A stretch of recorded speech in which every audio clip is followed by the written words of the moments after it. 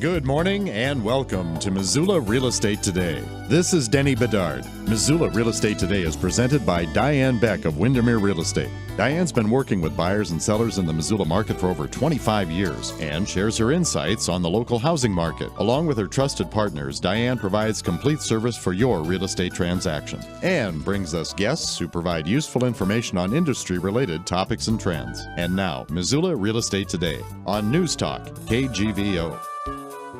Well, good morning. We welcome you to another weekend of Missoula Real Estate Today as we ease on into February 2019. Diane Beck with Windermere Real Estate not here today, but as always, she provides us some very fine guests for Missoula Real Estate Today.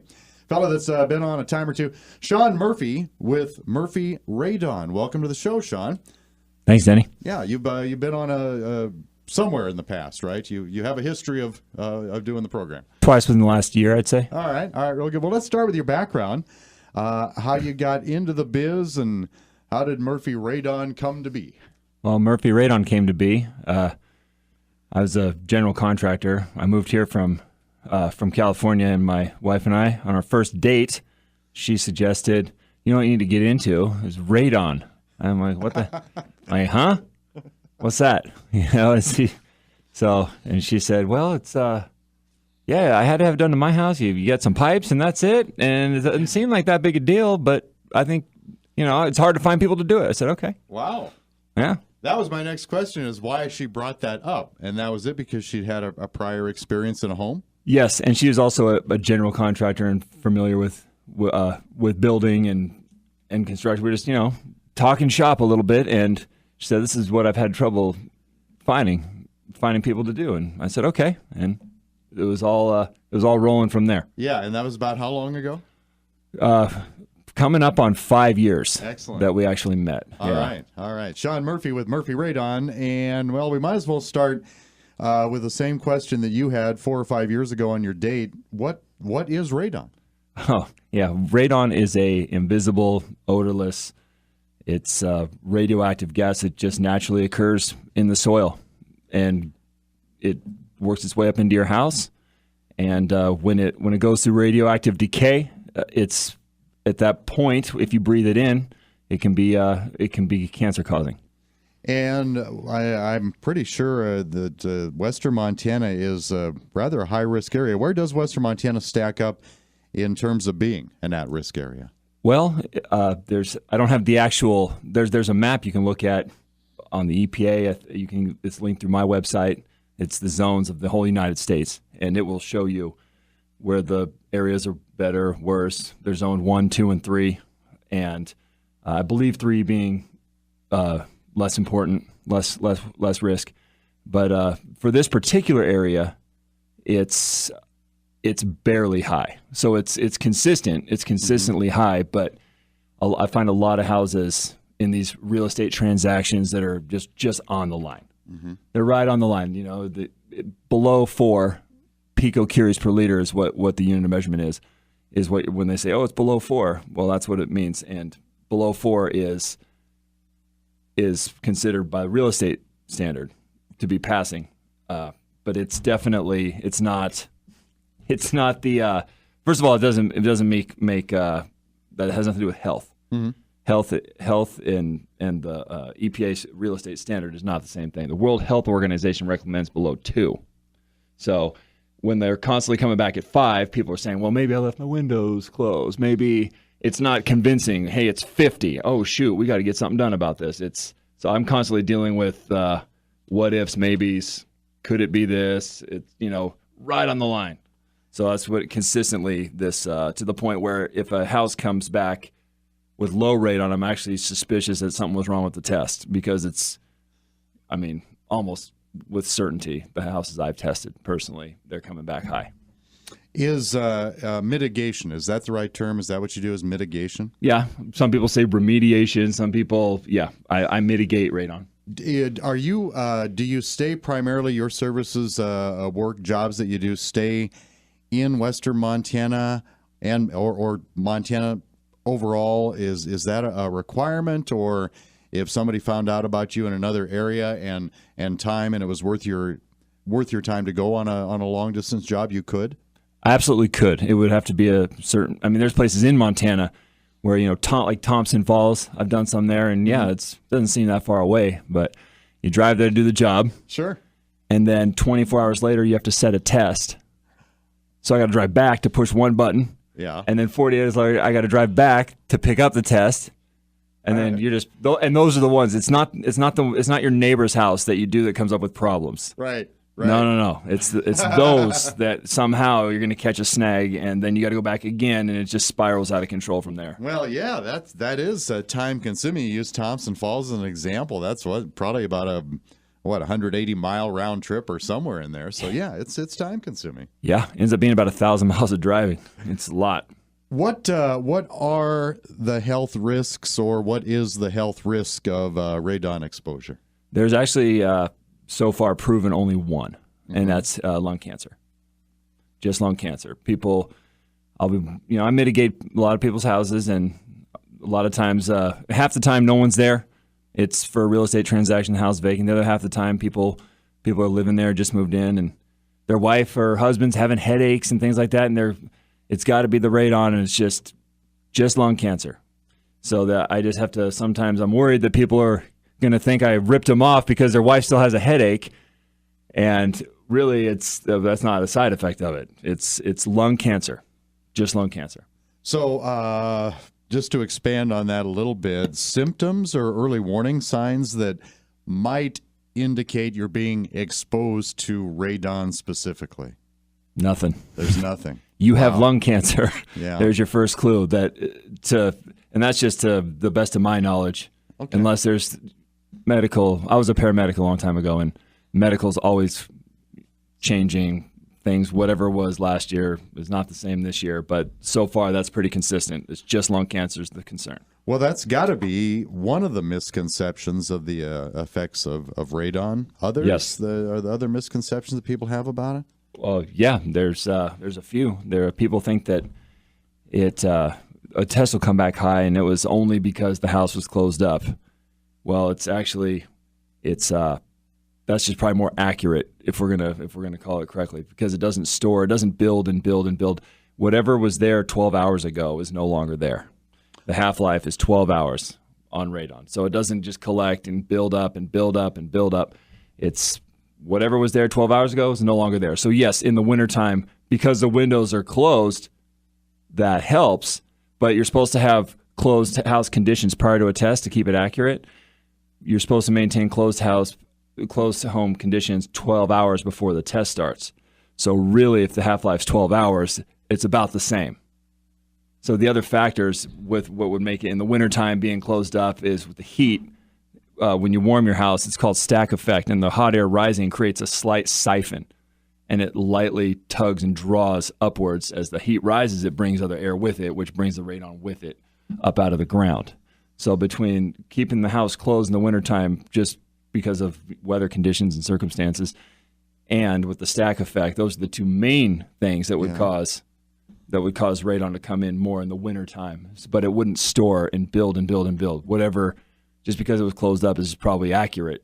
Those are the test results I trust the most, because I would never point the finger at someone for doing something underhanded, but things happen. You don't know your kid left the window open. You don't know that something happened in the test. It's kind of out of my control. It's not a real controlled experiment. There's a lot of variables in the testing process. So it sounds like you're saying that levels during testing or levels can fluctuate for, well, obviously a zillion reasons, but so how do you do consistent testing? Is it over time? Well, so yes, in my opinion, the most accurate test for somebody's circumstances would be a long-term test. A long-term test, those can go anywhere from 91 days to a year. Okay. Now, a long-term test, there's no protocols. You don't follow any protocols. You just go about your life. You put it somewhere in your house, go about your life. That'll basically, however, in the real estate transactions, we don't have time for that. And people want to know what it is. And people are either really upset. There's just a lot of time factors. People are upset they have to pay for it, or people are completely freaked out because they think they're going to get cancer moving into this house. So people just want to know what's going on and get it resolved. So that's, But in my opinion, that would be, especially in Montana, you're going to go through if you do a whole year-long test, you were to go through all the season changes, and you were to that's going to give you a more accurate depiction of what how your life brings radon into the house. Because some people like the windows open, some people don't. Some people, and but it's just not realistic. I don't have time. I do a 48-hour test when I'm done mitigating, verify that my work was good. I warranty my work. If anyone else ever tests down the road, or a third party, which I would never, because some people have asked me, is that a conflict of interest? And I say, well, I see how it could be. And if you have any problem with it, please, you'll have to pay. I'm including it in the price. You're going to have to pay a third party to come in and test, but feel free. My warranty stands, as long as a certified professional did the testing. Okay, just to kind of reiterate and set the stage a little bit for the next question. Radon, odorless, colorless, tasteless, correct? Can't see it, can't smell it. Wow. Are there levels of radon that are considered safe, or do we have to look at it as, well, and you brought this up, they might be okay now, but could potentially get worse. So how do you go about the testing process? Well, there is no safe level of radon. All right. That being said, I've never had a test come back at 0.0.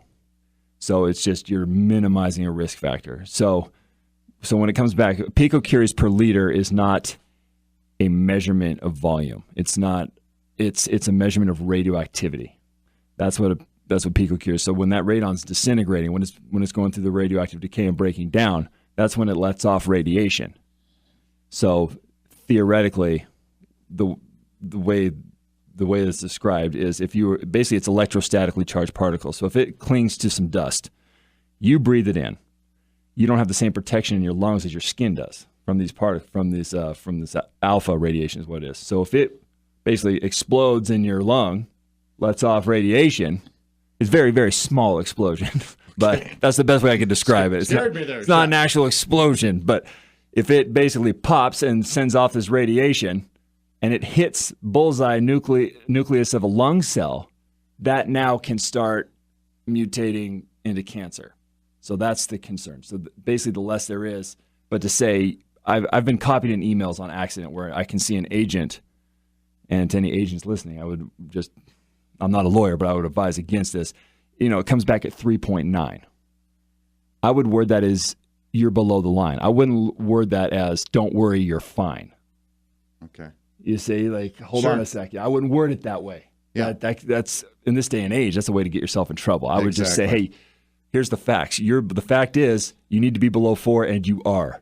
I wouldn't elaborate past that, because it's like, well, wait a second. If 4, according to the EPA, I think they said, I might have to double check this, but somewhere, if 4 is smoking 15 cigarettes a day, 3.9, I wouldn't say someone's fine. So that's one of the. Yeah. So there is, so to come back to your question, there is no safe level. You just minimize the risk. So if you were to get lung cancer from walking past someone smoking a cigarette, then I guess that's just you were unlucky to begin with. It's down to that small of a risk.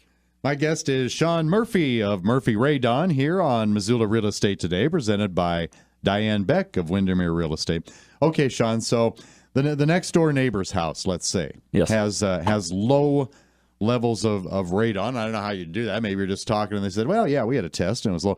So neighbor has low levels of radon. It's not fair to assume that even though you're right next door, you are going to be in the same category. Yeah, completely true. It's it does tend to go trend by area, geographically and geologically. It's in the ground. However, the other factors, there could be factors the way the house is built that's bringing it in more or keeping it out less. So it's definitely, you should get it checked. Just because your neighbor's low, just because your neighbor's high doesn't mean yours is. For all the same reasons. It's definitely, my best advice is to just check, because there's one thing I've learned going through this is, and I can see people who you could tell they were actually intelligent trying to take care of this themselves, and they're using common sense. It defies logic and common sense sometimes. Sometimes things that there's no way this should work works. And there's sometimes where, wait, I did this by the book and nothing's happening. Can you give an example of that? Of just something that in theory should not work, but did? Well, I'm actually working on one I'm working on a few. There was one. It's pretty common that, a neighbor will see my van and then ask, and I check it out, and then pretty soon you're stuck on that street doing a bunch of houses. And there was one that was probably a month ago. It was a layup, no problem. Yeah. Next door neighbor had lower radon, but still a little high. And I put in a system by the book, and it did nothing. And wait a minute, what is going on here? And I just had to mess with it and do a little further excavation and a few more suction points but I just couldn't believe it. Yeah. I couldn't believe it. But yeah, and those houses are, 60 feet apart. So that took virtually no time at all to. And when I probably just need a stronger fan. Yeah. Radon went up higher. Like, what? So like, what the heck's going on? But you're then dealing with the variables because these are for transactions. So I don't have time to wait for prime weather conditions. So a lot of times if I'm coming with passing results during a snowstorm, I'm probably doing pretty good, when the weather clears up, because wind can put air pressure in the soil, which then pushes it into your house. Basically what it is your house, the atmosphere in a complete sphere around your house pushes on your house. Your house typically structures negative air pressure to the outside, even underneath. So you're not really sucking out radon when you mitigate the house. What you're doing is you're creating a negative air pressure below the house. Okay. All right. With you there. So now the air in the house itself is sitting against the radon trying to come in. You're taking away that negative. So now the negative space is below the house. So things are pushing down. Kind of building a bubble, if you will, exactly. Of air. Exactly. So, and that's why I did a bomb shelter in Hamilton. And it was basically I ran a system in reverse to inflate the room because I'm just dealing with air pressure. So by running it in reverse, I was able to take really high radon, about 60 to almost nothing. Wow. Just by pushing outwards, by running a fan backwards into the room instead of, because it was 6 foot thick. I guess it's, from what they explained, it's a Cold War bomb shelter. And I couldn't, core through 6 feet of concrete. I'm not equipped to do that. So I had to think of something. So, Somebody gets a hold of Murphy Radon. They said, I'd like you to do a test in my home, and you run a test and you show them some levels that are areas of concern. And so they're going to say to you, okay, fix it. How do I fix my radon problem? Yes. Well, the first question I ask when I get these calls are, do you have a basement or a crawl space? Good. Typically, or once in a while, they're less common, but a slab on slab. It's basically, no crawl space, just built basically it's built like a garage, just on flat concrete, which is you treat similar to a basement. There's a sub-slab depressurization system, and then there's a sub-membrane or crawl space depressurization system. And depending on which one of them, and there's usually a price difference. One's a lot more materials involved, so crawl spaces are more expensive, typically $300 to $400 more. And basically, you either suck from underneath a membrane or you suck from underneath the slab. So you're basically recreating a slab under the house and sucking from underneath that, or you core through the slab in the basement or on a slab on grade, and you pull out, you create a pit underneath there by pulling out one handful at a time. And from there, you have your whole system plugged in and sealed up, and it pulls from underneath. Mm-hmm. Can homes be built to be? Before I get to that question, I remember. I don't remember if I saw this. I think I saw it on your website, which we'll talk about later. But It said something to the effect that Montana does not require radon mitigation contractors to be certified. Do I have that right? I believe so. And if so, why not? I mean, I guess not asking you to jump up on a soapbox here, but it just seems like. This is pretty serious stuff, and it just seems like there ought to be, maybe you don't agree because you're thinking, well, man, all the red tape and the expense and blah, blah, blah, but it just seemed like it struck me as odd that there wouldn't be like an official state certification for that. It is odd, and I don't know the answer to that question. Okay. Some things just are down on the priority list for whoever makes those decisions. Yeah. Yeah. However, a lot of times, I don't come across work very often that was done by someone not certified. So typically the bank will require it, or you'd be surprised how many people said they called me, or who out of the few of us that are certified, those are the ones they called to get estimates from, is for that reason. So yes, I would say that's kind of strange. However, I feel right now, even though we're all kind of busy, there's sort of a balance. There's not a lot of us doing it, but at the same time, we're not so overwhelmed that we can't handle it. Right. Yeah. So, well, bottom line, and we're all certified. So that being said, it's good to know. Yeah, exactly. But all the same, just do your due diligence on anybody claiming to be qualified for something like that. Absolutely. And that's another thing is I find myself a lot of times during these, and this is for the agents out there, I find myself a lot of times I'm the only one at the table. Well, we think you should have tested here, and we think you should have put it here, and they said you should have done this. And I'm like, okay, raise your hand if you're actually, not to be too much of a smart aleck, but raise your hand if you're qualified to make that statement.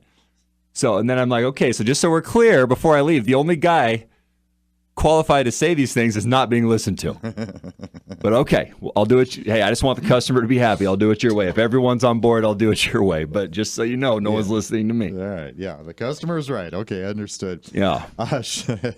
Sean Murphy with Murphy Radon. Now, getting back to the question I started to ask before I got off on the certification thing, can homes be built to be more radon resistant? Yeah, and it's more and more common now. Okay. It's definitely becoming more and more common. And that is another, back to the whole certified part, that's something that quite often I kind of cringe when I get those calls. It just needs a fan. I show up there, say, okay, well, where do I plug the fan in? So, okay, now we're already at electrical. So now it needs electrical. So it just needs a fan. So a lot of times I find myself in the awkward position of not trying to badmouth anyone's work. I don't want to badmouth the builder. I don't want to start doing that because you're standing in a beautiful new house. They did a great job. If they would have worded it differently, they're wording things that make people think they have something they don't. And I don't even think it's intentional. I don't think they're intentionally doing it, because how far would that get you? I don't believe that these builders are that dumb. I don't believe that they're trying to, because people are going to test for radon. The gig's up. People are going to test for it. And when someone shows up, if they know someone's going to, and it's more headache than the money it would cost to do it right. I don't believe that they're doing it wrong intentionally, but a lot of times I show up and it's basically you have a pipe that goes through your house. That's it. You don't have anything. It helps so I can hide it. There's already a pipe ran from your crawl space to your attic, but other than that, you don't have a system. Well, and I would think just as a customer, potentially moving into a new home, or I'm having a home built. Yes. And I have a concern about this because let's face it, there are obviously significant levels of radon in this part of the country. You pointed that out. Yes. And so it's a concern of mine because I don't want to inadvertently develop cancer because I've got radon in my home. So yeah, let's make it more radon resistant. But I would think the average person who is concerned and sensitive about that, they're going to want to take it a step further than saying, you put in a fan. That about it? Yes. Okay. Well, did you open a window too? Is that my? Well, they call it a. That seems awfully bare bones to me, if I may. So what happens is you can basically, I drill through. What I do, drilling through, basically there's pipes ran under the concrete before it's poured. And this is the real simple version of it. And then that's ran out. So basically you already have a direct port. It covers more area. When you put a fan, if it's done right, you just put a fan in line, it's good to go. I found pipes stuck in the concrete while it was wet. So when I hook a fan to it, it's not doing anything. And people were told they have a passive system. And another thing, basically a passive system means everything's there but the fan. Well, if the wind's blowing and it's blowing down the pipe, now you're putting pressure in the system and you're pushing radon into the house. So as far as a passive, the theory is that it's just going to go and just, drift out the pipe. No. It could, but there's wind here. And the wind also, once again, the wind could be helping you. But it could be hurting you. It's so much simpler just to put a fan in. What are some of the other advantages of say getting that done? Well, either with new home, stay with new home construction for now. What are some of the other advantages of getting it done while that home is being developed or being built, I should say? Well, it's easier to if it's done right. It's easier to. That's the best results because your system, you're able to guarantee that your system affects a larger area of the house with less work, because the hard part, it's all open. And also these radon systems they don't look great. And a lot of times you got to put them on the outside of the building. So aesthetically, please. Aesthetically, yes. And I'm pretty good at finding, people rearrange their whole lives to make sure they're there, that I don't put it next to their front door. And where they want me to put it is where I would have put it 99% of the time. Like, oh, you mean behind the back where there's no windows in the air conditioning unit? Yes, that's where I'm going to put it. Yeah. If I can. I typically, personally, don't like to go up through the structure and through the roof unless it's a real straight shot. I'm pretty big. I don't fit in attics real well. So that's one reason. But also, it's just more holes to the roof, this and that. So if you do it beforehand, these are ran up through the structure. It's much easier to hide these systems aesthetic wise when the house is being built versus everything's done, completely finished basement, completely finished anything. You don't want to start tearing into things. Right. So it's easier it's more forgiving on you when it's all opened up. Well, in our last few minutes here, again, our guest, Sean Murphy with Murphy Radon. Sean, maybe you could give us a success story, an example of work you've done that, gave you a lot of satisfaction because of, well, I don't know, just say maybe preventing a near tragedy or something you felt really good about when you got done. It's hard to, that's actually a tough question because it's hard to, you don't really know that someone was going to get cancer. Hey, you're lucky I was here. It's not like that. Yeah. Because the odds. Yeah, I get that. It's a risk factor. It's peace of mind. Not everyone that sells. Not everyone. It's just, you want to stay healthy, and it's just peace of mind. It's most people in their lifetime will know someone who didn't smoke and got lung cancer, and that's, I believe, where they started to find out, like, hey, this might be what's going on. So, but as far as a success story, anytime it's real challenging, and it's, especially a lot of the older construction here in Montana, you come into these, you got generations of different remodels, and you got buildings attached to buildings, and it's hard to get in, and you have to think outside the box. And anytime, it just helps me build my confidence that I really understand what's going on. Sometimes better than I can even explain when it's just a complete nightmare. You have to almost make it up as you go, theoretically, just based on how you understand how radon enters the house, and it works. It comes back low. And you're sitting there with your fingers crossed like, oh, here comes the test, because you don't even know where you're going to start if this doesn't pass. I don't even know what I'm going to do. So, but it does leave you places to troubleshoot. It's tricky with these situations where the house is real simple and it's a real simple system and it's no problem. And then if it weren't, and it happens very rarely, but if it weren't to work, if it doesn't work, where do you start? I don't know where to troubleshoot because there's nothing to troubleshoot. It's so simple. It's how do I troubleshoot this? But you just start, there's diagnostics you can do and tests. But, I don't think I've hit two. I can't count them fully on two hands yet, the ones that have come back with a failing test. But every single one has been in the month of January. Oh, no kidding. It's because of weather. So we just escaped that, thankfully. So. Weather conditions. Oh, yeah. This has been a tough one, too. Yeah. Is this mitigation possibly covered by homeowners insurance policies? Do you ever have to deal with anything like that? I don't deal with the business side as much as my wife does. Okay. However, I've never heard anything like that. Yeah. All right. So not typical. If folks want to get more information about your business, about Murphy Radon, what are some of the best ways to get a hold of you? Oh, well, the very best way is either to email me at murphyradon@gmail.com, okay, or to give me a call at 406-531-3860. A special thank you to some of Diane's marketing partners that help bring you Missoula Real Estate Today. Rob Fleming with Mann Mortgage, Miles Link of Opportunity Bank of Montana, and Carol Blodgett with Make It Missoula Missoula.com. Our thanks to Sean Murphy with Murphy Radon for being on the show. Appreciate you stopping by. Thank you. Thank you for listening to Missoula Real Estate Today. We hope you found this morning's information to be helpful. If you have any suggested topics for any future Missoula Real Estate Today programs or any questions about buying or selling, contact Diane Beck with Windermere Real Estate. Email dianebeck@realtor.com or visit her website homesinmissoula.com. That's homesinmissoula.com. We'll see you next time on Missoula Real Estate Today.